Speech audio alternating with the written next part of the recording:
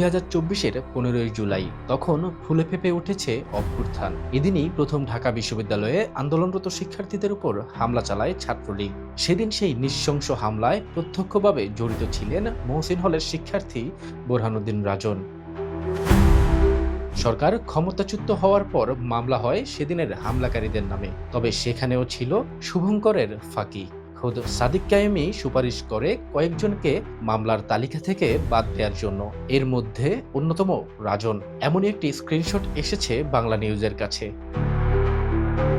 ঢাকা বিশ্ববিদ্যালয়ের তৎকালীন শিবির সভাপতি সাদিক কাইয়ুম যাদের নামে সুপারিশ করেছেন তারা অবশ্যই শিবির, এমনটি বলেছেন বৈষম্যবিরোধী ছাত্র আন্দোলনের অন্যতম সমন্বয়ক আব্দুল কাদের। ভিটামিন ই ও সি সিরাম 8টি প্রাকৃতিক অয়েল সমৃদ্ধ লিলি সিরাম অয়েল, যা চুল পড়া কমায় মাত্র 30 দিনে।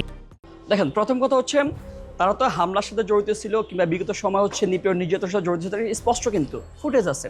এখন দেখেন তারা যে শিবির করে কি করে না সেটা তো আমরা জানি না, কারণ কোনো ওয়ে না, তারা তো প্রকাশ্য রাজনীতি আসে না। কিন্তু আপনি যখন দেখবেন সাদিক কায়েম যখন ওই ব্যক্তির নামে সরাসরি আপনার যখন সুপারিশ করবে, তখন আপনাকে ধরে নিতে হবে এটা শিবির।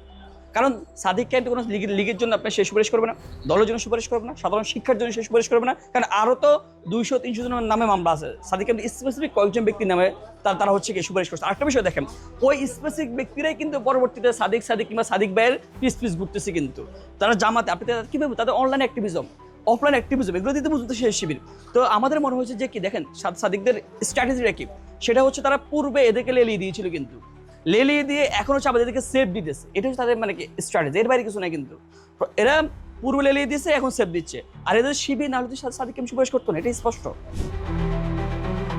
মামলায় 104 নম্বরে থাকা রাজনকে নিয়ে সাদিক সুপারিশে লিখেছেন, রাজন ওই দিন হামলায় ছিল না, ভালো ছেলে। তবে যারা 15ই জুলাই আন্দোলনে ছিলেন তাদের দাবি রাজনকে হামলা করতে দেখেছেন নিজ চোখে। বোরহানুদ্দিন রাজন মহসিন হলের ছাত্রলীগের ক্যান্ডিডেট ছিল, হল ক্যান্ডিডেট। তানভীর হাসান সৈকতের রাজনীতি করতো।